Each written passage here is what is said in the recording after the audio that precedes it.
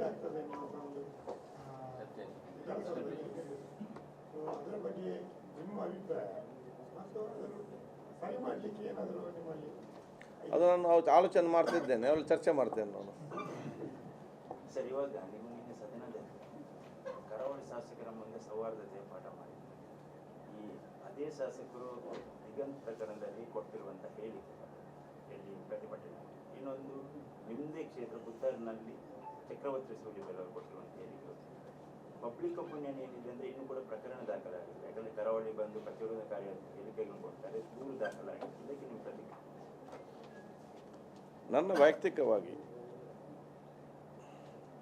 ವೈಯಕ್ತಿಕ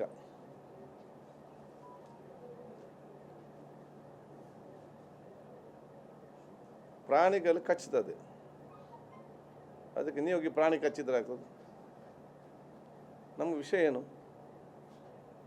ಸಬ್ಜೆಕ್ಟ್ ದಿಗಂತ ಪ್ರಕರಣ. ಅಲ್ಲಿ ಒಬ್ಬ ಯುವಕ ಮನೆಯಿಂದ ಮಿಸ್ ಆದ. ಅದು ಕೂಡ ಅವನು ಒಂದು ಸಂಶಯದ ಪ್ರೀತಿಯಲ್ಲಿ ಚಪ್ಪಲಿಯಲ್ಲಿ ಇಟ್ಟುಕೊಂಡು, ಚಪ್ಪಲಿ ಬ್ಲಡ್ ಇದೆಲ್ಲ ಹಾಕಿ ಮೊಬೈಲ್ ಇಟ್ಕೊಂಡು ಮಿಸ್ ಆದ. ಅದನ್ನು ಕೆಲವರು ಬಂದು ಬೇರೆ ಬೇರೆ ರೀತಿಯಿಂದ ತಗೊಳ್ಳಿಕ್ಕೆ ಪ್ರಾರಂಭ ಮಾಡಿದರು. ಅದರಲ್ಲಿ ಕೂಡ ಹೊರಗಿನ ಒಬ್ಬ ಜನಪ್ರತಿ ಬಂದು ಈ ರೀತಿಯ ಒಂದು ಅಂದರೆ ಮೆಚುರಿಟಿ ಇಲ್ಲದಂಥ, ಅದನ್ನು ಹೇಳ್ಬೇಕು. ಯಾಕಂತ ಹೇಳಿದರೆ ಒಂದು ಪ್ರಭುತ್ವದ ಇಲ್ಲದಂತಹ ಮಾತುಗಳನ್ನು ಆಡಿ ಅಲ್ಲಿ ಒಂದು ಅವಿಶ್ವಾಸವ ಅಥವಾ ಒಂದು ಪ್ರೋಕ್ ಮಾಡುವಂಥ ಮಾತನಾಡಿದರು. ಅದೇ ಊರವರು ಯಾರು ಕೂಡ ಅದಕ್ಕೆ ತಲೆ ಕೊಡಲಿಲ್ಲ. ಆ ಊರವರೆಲ್ಲ ಹಿಂದೂ ಮುಸ್ಲಿಂ ಕ್ರಿಶ್ಚಿಯನ್ಸ್ ಎಲ್ಲ ಒಟ್ಟಾಗಿಯೇ ಸಭೆಯಲ್ಲಿ ಇದ್ದುಕೊಂಡು ಇಡೀ ಊರು ಎಲ್ಲ ಜಾತಿ ವರ್ಗದವರು ಕೂಡ ಅಲ್ಲಿ ಆ ಮನೆಯವರಿಗೆ ಬೆಂಬಲವಾಗಿದ್ದುಕೊಂಡು ಅವತ್ತು ಶಾಪನ್ನೆಲ್ಲ ಕೂಡ ಬಂದ್ ಮಾಡಿದ್ದಾರೆ. ಊರು ಒಗ್ಗಟ್ಟಲ್ಲಿದೆ. ನಮಗೆ ನಮ್ಮ ಊರು ಒಗ್ಗಟ್ಟಲ್ಲಿರಬೇಕು. ಇದರಲ್ಲಿ ಹೊರಗಿನವ್ರು ಬಂದು ಮಾತಾಡಿ ಹೋಗುವಂಥದ್ದು. ಊರೊಗ್ಗಟ್ಟಿದೆ, ಕಡೆತನ ಕೂಡ ಊರೊಗ್ಗಟ್ಟಿತ್ತು, ಭಾಳ ಸ್ಪಷ್ಟತೆಯಿಂದ ಬಂದಿದೆ. ಆ ಪ್ರಕರಣ ಅಂತ್ಯಗೊಂಡಿದೆ. ಅಲ್ಲಿ ಒಂದೇ ಆ ಊರವರದವರೇ ತೀರ್ಮಾನ ಮಾಡ್ತಾರೆ. ಇದಕ್ಕೆ ಸಂಬಂಧಪಟ್ಟ ಹಾಗೆ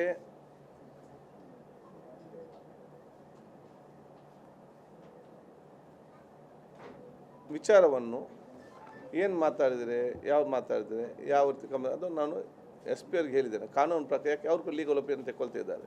ನಿಮ್ಗೆ ಗೊತ್ತಿದೆ, ಇವತ್ತು ಎಷ್ಟೇ ಇದಕ್ಕಿಂತ ವಿಭಿನ್ನವಾಗಿ ಮಾತಾಡಿದ್ದು, ಇದಕ್ಕಿಂತ ಹೆಚ್ಚಿನ ಪ್ರೇರೇಪಿಸುವಂಥ ಮಾತುಗಳು, ಇದಕ್ಕಿಂತ ಇವತ್ತಿನ ನೂತನ ಕಾನೂನಲ್ಲಿ ಕೂಡ ಒಂದು ಸ್ಟೇ ಆಗ್ತದೆ, ಒಂದು ಸ್ಕ್ವ್ಯಾಶ್ ಆಗ್ತದೆ. ಮತ್ತು 100ಕ್ಕೂ ಇಲ್ಲದಿದೆ ಹೈಕೋರ್ಟ್ ಕರೆದು ಪೊಲೀಸ್ನವ್ರಿಗೆ ಚೀಮಾರಿ ಹಾಕುವಂಥ ಪರಿಸ್ಥಿತಿ ಆಗಿದೆ. ಇದಕ್ಕೆಲ್ಲ ನೀವು ಹಾಕಿದೆ ಅಂತೇಳಿ ಎಷ್ಟು ಆಗಿದೆ ಇನ್ಸಿಡೆಂಟ್ ಅಲ್ವಾ? ಹೆಸರಿಗೆ ಒಂದು. ಎರಡನೇದು, ಕೆಲವು ನಾವು ಪ್ರತಿಭಟಿಸ್ತೇವೆ ಅಂತ ಹೇಳಿಕೊಂಡು ಅಲ್ಲಿ ಇಡೀ ಊರು ಒಗ್ಗಟ್ಟಾಗಿದೆ, ಒಟ್ಟಿಗಿದ್ದಾರೆ. ಯಾರು ಇವತ್ತು ಇದರ ವಿರುದ್ಧ ಮಾತಾಡಿದ್ದಾರೆ ಅದನ್ನು ಯಾರು ಕೂಡ ಒಪ್ಪಲಿಲ್ಲ, ಅದನ್ನು ಅವರೇ ಖಂಡಿಸಿದ್ದಾರೆ. ಇವರು ಈ ರೀತಿ ಮಾತಾಡೋದು ಸರಿಯಲ್ಲ ಅಂತೇಳಿ ಮತ್ತೆ ಅವನು ಕರೀಲಿಕ್ಕೆ ಹೋಗಲಿಲ್ಲ ಅವ್ರ ಹತ್ರ ಯಾರು ಕೂಡ. ಅವ್ರಿಗೆ ಕರೆದದ್ದೇ ತಪ್ಪಂತ ಒಂದು ಭಾವನೆಗತ್ತು ಗೊತ್ತಾಗಿದೆ ಎಲ್ಲರಿಗೂ ಕೂಡ. ಈ ಸಂದರ್ಭದಲ್ಲಿ ಬೇರೆ ಯಾರಿತ್ತು ಇದೆಯಾ ವ್ಯಕ್ತಿ ಅವರ ಮೇಲೆ ಕಂಪ್ಲೇಂಟ್ ಕೊಟ್ಟು ಕಾನೂನು ಪ್ರತಿ ಹೋಗೋ ವಿಚಾರ ಮಾಡೋದು. ಅದು ಬಿಟ್ಟು ನಾವು ಇವ್ರಿಗೊಂದು ಬಸ್ ಸ್ಟ್ಯಾಂಡ್ ಅಂತ ಸೇರಿಕೊಂಡು ಗುಂಪು ಸೇರಿ ಮಾತಾಡಿಕೊಂಡು ಯಾವುದು ಅದೇ ಸೂಮೋಟೋ ನೀನು ನೋಡಿ, ಇದು ಲೀಗಲ್ ಆಸ್ಪೆಕ್ಟ್ ನೋಡ್ಬೇಕು. ಸೂಮೋಟೋ ಹಾಕಿದ್ರಲ್ಲ, ಎಷ್ಟು ಹಾಕಿದ್ರು ಅದನ್ನೇ ದೇವ್ ಟೇಕನ್ ಅದನ್ನು ನಾನು ಪೊಲೀಸಿಗೆ ಅದನ್ನು ಮಾತಾಡಿದ್ದೇನೆ. Police they are taking the legal opinion. ಅವ್ರು ನಾನು ಮಾಡ್ತಾರೋ ನಾನು ಲೀಗಲ್ ಒಪಿನಿಯನ್ ತಗೊಂಡು ಹೇಳಿದ್ದಾರೆ. ಸೂಮೋಟೋ ಹಾಕಿದ ತಕ್ಷಣ if it is not the legal purview ಹೈಕೋರ್ಟ್ನವ್ರು ಇವರಿಗೆ ಚೀಮಾರಿ ಹಾಕಿದ್ದಾರೆ ಹಿಂದೆ. ಇವತ್ತಿನ ನೂತನವಾದ ಇದರಲ್ಲಿ ಏನಿದೆ, 7 ವರ್ಷ ಶಿಕ್ಷೆ ಅಲ್ಲದಂತಹ ಇದನ್ನು ಇವರಲ್ಲಿ ಲಾಟ್ ಆಫ್ ಕಾನೂನು ಇವತ್ತು ಚೇಂಜ್ ಆಗಿ ಕೊಡ್ಬೇಕು. ಇಲ್ಲಿ ಆಗದೆ ಕೋರ್ಟಿಗೆ ಆಗಬೇಕು. ಲೀಗಲಿ ಫೈಟ್ ಮಾಡಬೇಕು. One is those are agreed. C local ಯಾರು ಯುನೈಟೆಡ್ ಇದ್ದಾರೆ, ಹೆಚ್ಚು ಕಮ್ಮಿ ಆಗಿದೆ, ನಾವೆಲ್ಲ ಒಗ್ಗಟ್ಟಲ್ಲಿ ಇರುವ ಅಂತೇಳಿ. ಕೆಲವರು ಅದೇ ಅಂತ ಇದ್ದಿದ್ದರೆ ಸ್ಟ್ರೀಟಲ್ಲಿ ನಿಂತು ನಾಲ್ಕು ಯಾರಿಗದು ಬೈದು ಮತ್ತೆ ಸಮಾಜನ ವಿಭಾಗ ಮಾಡಲಿಕ್ಕೆ ಅವರು ಮಾಡಿದ ತಪ್ಪನ್ನು ನಾವು ಸೇರಿಕೊಂಡು ಯಾರಿಗೆ ನಾಲ್ಕು ಬೈದು ಮತ್ತೆ ಅದಕ್ಕೆ ಇನ್ನೂ ಕೌಂಟರ್ ಆಗೋದು. ಅದೇ ಆ ಕಡೆ ಈ ಕಡೆ ಮತ್ತೆ ಯಾರಿಗೆ ಅದು ಅಂತ ಪ್ರಶ್ನೆ ಇಲ್ಲ. ಅದು ನಾವು ಇದರಲ್ಲಿ ನಾವು ಎಂತೆಂಥವ್ರನ್ನೇ ನಾವು ಮಟ್ಟ ಹಾಕಿದ್ದೇವೆ. ಅದನ್ನೇನು ಹೇಳಿದಲ್ಲ, ಸಿ ಸರ್ಕಾರ ಕಾನೂನು ವ್ಯಾಪ್ತಿಯಲ್ಲಿ ಹೋಗಬೇಕಲ್ಲ. ಇದರಲ್ಲಿ ಕಾನೂನು ಎಲ್ರಿಗೂ ಒಂದೇ ರೀತಿ ಆಗ್ಬೇಕಲ್ಲ, ಎಲ್ರಿಗೂ ಒಂದೇ ರೀತಿ. ಇನ್ನೊಬ್ಬ ಭಾಷಣ ಮಾಡಿದ್ರೆ ಎಲ್ಲಿ ಹಾಕಿದ್ದಾರೆ ಒಳಗೆ ಆಗುದಿಲ್ಲ ಅವನನ್ನ, ಅಲ್ಲಿ ಎಲ್ಲಿ ಮತ್ತೆ ತೋರಿಸಿ ಭಾಷಣ ಮಾಡಲಿ ಅಲ್ಲಿ ಅಂಥದ್ದು ಎಲ್ಲಿದೆ ಒಂದು ತೋರಿಸ್ಬೋದು. ಏನೆಲ್ಲ ನನಗೆ ಗೊತ್ತಿಲ್ಲ, ಉಂಟು ಅಲ್ಲಿ ಕೇಸ್ ಹಾಕ್ದು ಅರೆಸ್ಟ್ ಮಾಡಿದ್ದು, ಅದು ನನಗದು ಗೊತ್ತಿಲ್ಲ. ಇದರಲ್ಲಿ ಒಂದು ಸರ್ಕಾರ ಯಾವುದಕ್ಕೆ ಅದು ಅಂತ ಪ್ರಶ್ನೆ ಇಲ್ಲ. ನಾವು ಕೂಡ ಪೊಲೀಸ್ಗಳು ಸ್ಟ್ರಿಕ್ಟಾಗಿ ಬಲ್ಲ ಹೇಳಿದ್ದೇವೆ. ಇದಕ್ಕೆ ಪೊಲೀಸ್ನವ್ರು ನಮ್ಗೆ ಏನು ಹೇಳ್ತಿದ್ದಾರೆ, ನಾವು ಲೀಗಲ್ ಒಪಿನಿಯನ್ ನಾವು ತಗೊಳ್ತಿದ್ದೇವೆ. 2-3 ಕೇಸ್ ಆಯಿತು ಮಂಗಳೂರಿನಲ್ಲಿ, ಹೌದಾ? ಏನಾಯಿತು? ಸ್ಕ್ವಾಶ್ ಆಯಿತು, ಹೌದಾ? ಮಂಗಳೂರಲ್ಲಿ ಸೈಂಟ್ ಜೋರ್ಜಲ್ಲಿ ಏನಾಯಿತು, ಸೋತ್ಕರಲ್ಲಿ ಏನಾಯಿತು, ಇನ್ನೊಂದು ಕಡೆ ಏನಾಯಿತು, ಆಯಿತು. ಅಟ್ಲೀಸ್ಟ್ ಈಗ ಯಾರು if that is they should B person complaint. Police ಆಗಿ ಮಾಡಲಿಲ್ವಾ, ನನಗೆ ಪೊಲೀಸ್ನವರು ಮಾಡಲಿಲ್ಲ ಅಂತ ಇದು ಮಾಡ್ತಾ ಇಲ್ಲ ಅಂತೇಳಿ ಕೋರ್ಟಿಗೆ they should be legal fight ಅಲ್ಲ. Why should we get public ಮಧ್ಯೆ ಯಾಕೆ ನಾವು ಗೊಂದಲ ತರಬೇಕು? ಅದನ್ನು ನಿಲ್ಲುವಂಥದ್ದು. ಯಾರು ಆರೋಪ ಮಾಡ್ತಾ ಇದ್ದಾರೆ ಇದು ಗೊಂದಲ ಸೃಷ್ಟಿ ಮಾಡ್ತಂತ ಏನೋ ಇದಾಗ್ತದೆ, ಅವ್ರು ಬಂದು ಕಂಪ್ಲೇಂಟ್ ಹಾಗೆ ಹೇಳ್ತಾ ಇದ್ದಾರೆ. ಅವ್ರು ಬರಬೇಕಲ್ಲ ಲೀಗಲ್ ಒಪಿನಿಯನ್ ಇದಕ್ಕೆ ಬರುವಂಥದ್ದು. ಅಥವಾ I told the locals also, ನಿಮಗೆ ಇದ್ದರೆ ಏನಾದ್ರು ಬೇಕಾದಲ್ಲಿ ಇದರಲ್ಲಿ ನೀವು ಅದನ್ನು ಹೋಗಿ ನೀವು ಫಾಲೋ ಇಟ್ ಅಪ್. ಏನು ಸಹಕಾರ ಬೇಕು ನಾವು ಸಹಕಾರಕ್ಕೆ ಕೊಡ್ತೇವೆ. ಬಟ್ ನೀವು ಇಡೀ ಗುಂಪು ಸೇರಿ ಯುನೈಟೆಡ್ ಆಗಿಂಥ ಪ್ರದೇಶವನ್ನು ನೀವು ಯಾರು ಬರೋದು, ಇನ್ನು ಆ ಗುಂಪಲ್ಲಿ ಯಾರು ಹೊರಗಿಂದ ಏನು ಮಾತು ಗೊತ್ತಿಲ್ಲ, ಮತ್ತು ಅದು ಮತ್ತೆ ಸಮಾಜ ಮತ್ತೆ ಅವರಲ್ಲಿ ಊರಲ್ಲಿ ಗ್ಯಾಪ್ ಆಗೋದು. ಯಾಕೆ ನಾವು ಊರಿಗೆ ಗ್ಯಾಪ್ಗೆ ಅವಕಾಶ ಕೊಡಬೇಕಂತಿರುವಂಥ ಒಂದು ಪ್ರಶ್ನೆ. ಎರಡನೇದು ವರ್ಗ ಜನ ಆ ಒಂದು ಕ್ಷೇತ್ರದಲ್ಲಿ ತಾವು ಕೇಳಿದ್ದೀರಿ ನೋಡಿ, ಪ್ರತಿ ವರ್ಷ ಕೂಡ ಈ ಒಂದು ನಡೆ ಇದೆ. ಪ್ರತಿ ವರ್ಷ ಕೂಡ ಅಲ್ಲಿ ಒಬ್ಬರಿಗೆ ಬಂದು ಯಾವುದೋ ಒಂದು ರೀತಿಯಿಂದ ಮಾತಾಡ್ತಾರೆ. ಅಲ್ಲಿಗೆ ಬರುವವರು ಎಲ್ಲ ಹೋಗೋರು ಧಾರ್ಮಿಕತೆ ಮತ್ತು ಪಾವಿತ್ರತೆಯಿಂದ ಶ್ರದ್ಧಾಪೂರ್ವಕವಾಗಿ ಬರುವವರು. ಅಲ್ಲಿ ಸೇರಿದ ಜನರನ್ನು ಸೇರಿದ ತಕ್ಷಣ ಇದರ ಪ್ರಯೋಜನ ಪಡ್ಕೊಳ್ಬೇಕಂತ ಹೇಳಿಕೊಂಡು ಯಾರದು ಇದು ಸಮಾಜ ವಿಭಾಗಿಸೋದು ಮಾತನ್ನು ಇವತ್ತು ಮಾತಾಡ್ತಾರೆ. ಜನರು ಯಾವುದಕ್ಕೆ ಮಹತ್ವ ಕೂಡ ಅಲ್ಲಿ ಕೊಡೋದಿಲ್ಲ. ಆ ಊರವ್ರು ಕೂಡ ದೊಡ್ಡ ಮಹತ್ವ ಕೂಡ ಕೊಡೋದು ಇಲ್ಲ. ಲಾಸ್ಟ್ ಟೈಮ್ ಇದಕ್ಕಿಂತ ಡಬಲ್ ಮಾತಾಡಿದರು.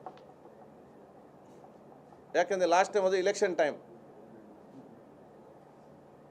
ಲಾಸ್ಟ್ ಟೈಮ್ ಅದು ಇಲೆಕ್ಷನ್ ಟೈಮಲ್ಲಿ ಇದಕ್ಕಿಂತ ಜೋರಿತ್ತು ಏನೆಲ್ಲ ಮಾತಾಡಿದರು. ನಾವು ಯಾವುದಕ್ಕೆ ಮಹತ್ವನೇ ಕೊಡಲಿಲ್ಲ. ನಮ್ಮಲ್ಲಿರುವಂತೆಲ್ಲ ಹೋಗಿಕೊಂಡು ಅಲ್ಲಿ ಅವ್ರಿಗೆ ಅಲ್ಲಿ ಯಾರು ಈ ರೀತಿ ದೇವರ ಮುಂದೆ ಮಾತಾಡಿದ್ದಾರೆ, ದೇವರಿಗೆ ಶಿಕ್ಷೆ ಕೊಡಲಿ ಅಂತೇಳಿ ಅದೇ ರೀತಿ ಶಿಕ್ಷೆ ಆಗಿ ಜನ ಕಾಣದಲ್ಲಿ ಎಲ್ಲಿ ಹೋಗಿದ್ದಾರೆ ಅಂತೇಳಿ ಅಡ್ರೆಸ್ ಇಲ್ಲದಂಥ ಪರಿಸ್ಥಿತಿ ಆಗಿದೆ. My personal opinion. ನಾವು ಅದೇನಾದರೂ ಇಗ್ನೋರ್ ಮಾಡ್ತಿದ್ರೆ ಅವರು ಬಂದದ್ದು ಗೊತ್ತಿಲ್ಲ, ಅವರು ಹೋದದ್ದು ಗೊತ್ತಿಲ್ಲ, ಅವರು ಮಾತಾಡ್ದೇನಂತ ಗೊತ್ತಿಲ್ಲ. ಆ ಬಂದ 100 ಜನಕ್ಕೆ, ಅದು 100 ಜನ 50 ಜನಕ್ಕೆ ಒಂದು 1000 ಜನ ಇದ್ದರೆ 25% ಕೇಳೂ ಇಲ್ಲ ಏನು ಮಾತಾಡೋದು ಅಂತೇಳಿ. ಯಾರಿಗೆ ಮಾಹಿತಿಯೇ ಇಲ್ಲ. ಇಂಥವರಿಗೆ ಯಾರು ಈ ರೀತಿ ಈ ಮಾತಾಡಲೇಬೇಕಂತ ಕೆಲವರು ಬರ್ತಾರೆ, ಅವರು ಇನ್ನು 100 ಕೇಸ್ ಹಾಕಿದ್ರು ಕೂಡ ಅವರು ಮಾತಾಡೋದು ನಿಲ್ಲಕ್ಕೆ ಅವ್ರಿಗೆ ಅದರಲ್ಲೇ ಅಭ್ಯಾಸ ಆಗಿಬಿಟ್ಟು ಅದರಲ್ಲೇ ಪ್ರಚಾರ ಸಿಕ್ಕಿ ಅದರಿಂದಲೇ ಅವರು ಇವತ್ತು ಪ್ರೊಮೋಟ್ ಆಗಿದ್ದಾರೆ. ಈ ರೀತಿ ಇದ್ದಂಥ ವ್ಯಕ್ತಿಗಳಿಗೆ ನಾವು ಅನಗತ್ಯವಾಗಿ ಸೋಷಿಯಲ್ ಮೀಡಿಯಾದಲ್ಲಿ ನಾವು ಅನಗತ್ಯವಾಗಿ ನಮ್ಮ ಇದರಲ್ಲಿ ಅವರ ಅವರಿಗೆ ನಾವು ಇವತ್ತು ಬೂಸ್ಟ್ ಮಾಡಿ ಅವರನ್ನು ಹೀರೋ ಮಾಡಲಿಕ್ಕೆ ನಾವು ಆಗುವಂಥ ಪರಿಸ್ಥಿತಿ ಆಗಿದೆ. ಇದೆಲ್ಲ ಇಗ್ನೋರ್ ಮಾಡ್ತಿದ್ರೆ ಅವನು ಬಂದದ್ದು ಗೊತ್ತಿರಲಿಲ್ಲ, ಹೋದದ್ದು ಯಾರಿಗೂ ಕೂಡ ಗೊತ್ತಿರಲಿಲ್ಲ. ಇದರಲ್ಲಿ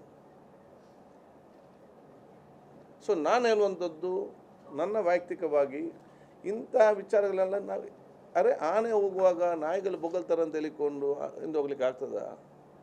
ಹಿಂದಿನ ಗಾದೆಯಲ್ಲಿ ಇಲ್ವಾ? ನಾ ಹೇಳಿದ ಮಾತಂತಲ್ಲ, ಯಾರು ಜನ ಅರ್ಥ ಮಾಡಿಕೊಳ್ಬೇಕು ಅಲ್ವಾ? ಯಾರ ಒಂದು ಬೊಗಳ್ತಾರೆ ಅಂತ ಹೇಳಿಕೊಂಡು ಇವರ ಹಿಂದೆ ನೀವು ಹೋಗುದಂತ ಹೇಳಿದ್ರಿ ಎತ್ತಾಗ ನಮ್ಗೆ 100 ಕೆಲಸ ಇದೆ ಮಾರ್ರೆ ಇದರಲ್ಲಿ ಅಲ್ಲ. ಮತ್ತೆ